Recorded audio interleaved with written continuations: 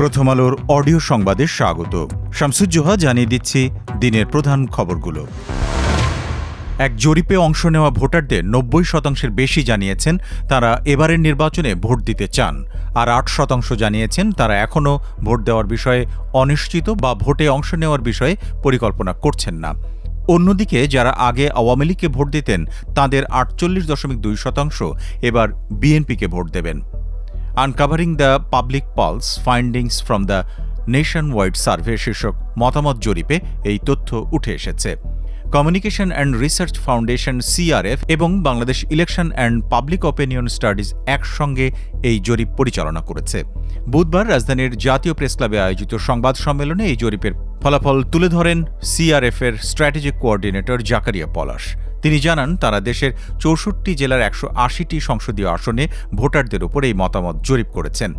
মতামত জরিপে অংশ নিয়েছেন ১১,০৩৮ জন ভোটার। ২০২৫ সালের ২০ নভেম্বর থেকে ২০২৬ সালের ৩১ জানুয়ারি পর্যন্ত ২ ধাপে জরিপটি করা হয়। জাকারিয়া পলাশ বলেন, জরিপে আসন্ন জাতীয় সংসদ নির্বাচনে সবচেয়ে গুরুত্বপূর্ণ প্রভাবক হিসেবে কাজ করছে দুর্নীতির ইস্যু। জরিপে ৬৭.৩% ভোটার ভোট দেওয়ার ক্ষেত্রে দুর্নীতির ইস্যুটিকে গুরুত্ব দেবেন বলে জানিয়েছেন। ৩৫.৯% ভোটার ভোট দেওয়ার ক্ষেত্রে ধর্মকে গুরুত্বের সঙ্গে নেবেন বলে মত দিয়েছেন। এছাড়াও ভোট দেওয়ার ক্ষেত্রে মানুষ দ্রব্যমূল্যের ঊর্ধ্বগতির উন্নয়ন, কর্মসংস্থান এবং নিরাপত্তাকে গুরুত্বের সঙ্গে বিবেচনায় নেবেন বলে জরিপে এসেছে। আগে যারা আওয়ামী লীগকে ভোট দিতেন তাদের ৪৮.২% এবার বিএনপিকে ভোট দেবেন বলে জরিপে উঠে এসেছে বলে সংবাদ সম্মেলন থেকে জানানো হয়।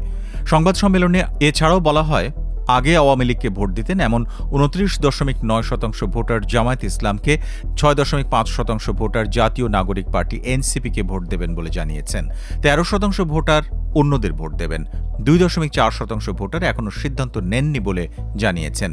জরিপের ফলাফল অনুযায়ী ২০০৮ সালের পর প্রথম ভোট দেবেন এমন ভোটারদের ৩৭.৪% জানিয়েছেন তারা এবার জামায়াত ইসলামকে ভোট দেবেন। ২৭% বিএনপি, ১৭% এনসিপিকে ভোট দেওয়ার কথা বলেছেন, আর ১৮.৬% এখনও সিদ্ধান্ত নেয়নি বলে জানিয়েছে।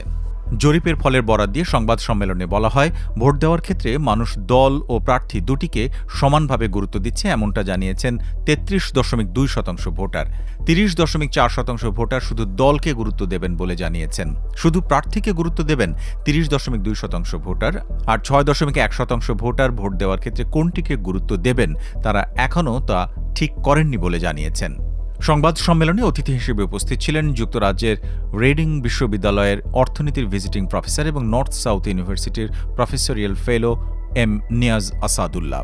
তিনি বলেন, আওয়ামী লীগ যেহেতু নির্বাচনে নেই তাই তাদের ভোট এবার কোন দিকে যাবে সেটি এখন গুরুত্বপূর্ণ। জরিপের সবচেয়ে ইতিবাচক দিক হল এবারের নির্বাচনে অনেক মানুষ ভোট দেওয়ার আগ্রহের কথা জানিয়েছেন। তবে ভোটের দিনের পরিস্থিতি কেমন হবে সেটা গুরুত্বপূর্ণ, কারণ যে ৮% ভোটার এখনও সিদ্ধান্তহীন, নিরাপত্তা ও পারিপার্শ্বিক অবস্থা ভালো না থাকলে তাদের অনেকেই ভোট কেন্দ্রে নাও যেতে পারেন। তখন এই ৮%ই হয়ে যেতে পারে ৮০%। বর্তমানে বাংলাদেশে গুপ্ত সংগঠনের ব্যক্তিরা নতুন জালেম রূপে আবির্ভূত হয়েছে বলে মন্তব্য করেছেন বিএনপি চেয়ারম্যান তারেক রহমান। বুধবার দুপুরে বরিশাল নগরের বান্দ রোডের বেলস পার্কে নির্বাচনী জনসভায় তিনি কথা বলেন। তারেক রহমান দুপুর ১২টার দিকে হেলিকপ্টারে করে বরিশাল স্টেডিয়ামে পৌঁছান। সেখান থেকে গাড়িতে করে তিনি নগরের বান্দ রোডের বেলস পার্কের জনসভাস্থলে আসেন। এ সময় সড়কের দুই পাশে বিএনপির নেতাকর্মীরা তাঁকে স্বাগত জানান। জনসভায় তারেক রহমান বলেন, একটি রাজনৈতিক দল যাদের অন্য একটি পরিচয় আছে, জনগণ যাদের একটি ভিন্ন পরিচয় চেনে, জনগণ যাদের গুপ্ত পরিচয় চেনে, আপনারা জানেন কারা গুপ্ত। কর্মক্ষেত্রে নারী পুরুষের সহাবস্থান সম্পর্কে তারেক রহমান বলেন, এই বাংলাদেশে নারী পুরুষ সবাই মিলে মাঠে কাজ করেন। কৃষক ভাইরা যেমন মাঠে কাজ করেন, তেমনি আমরা জানি কিষানী বোনেরাও মাঠে কাজ করেন। শুধু মাঠে নয়, কলকারখানায় আমাদের মেয়েরা, বোনেরা, নারী পুরুষরা পাশাপাশি কাঁধে কাঁধ মিলিয়ে কাজ করেন। বুধবার সন্ধ্যায় রাজধানীর বনানীতে হোটেল শেরাটনে ইশতেহার তুলে ধরেন জামায়াত ইসলামের আমির শফিকুর রহমান। ৪১ দফার এই ইশতেহারে ক্ষমতায় গেলে দেশ পরিচালনায় তাদের পরিকল্পনার কথা সবিস্তারে তুলে ধরা হয়েছে।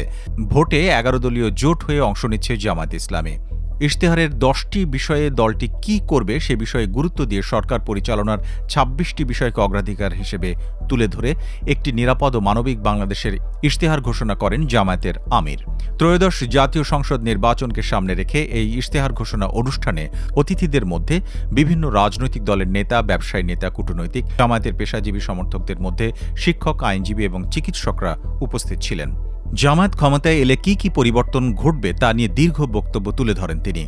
বলেন, আমি আগেই বলেছি, নির্বাচনে আমি জামায়াতের বিজয় চাই না, আমি চাই 18 কোটি মানুষের বিজয়।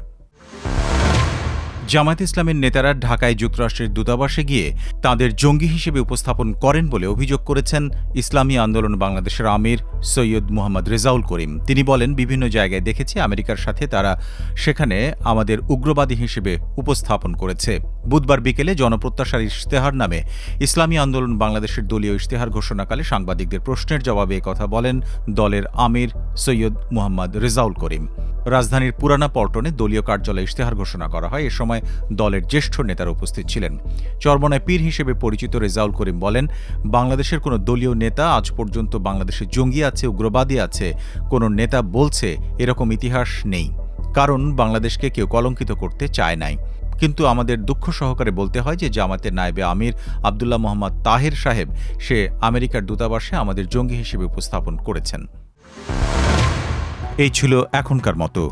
প্রথম আলোর অডিও সংবাদ শুনুন আমাদের ইউটিউব চ্যানেল, ফেসবুক পেজ এবং prothomalo.com-এ।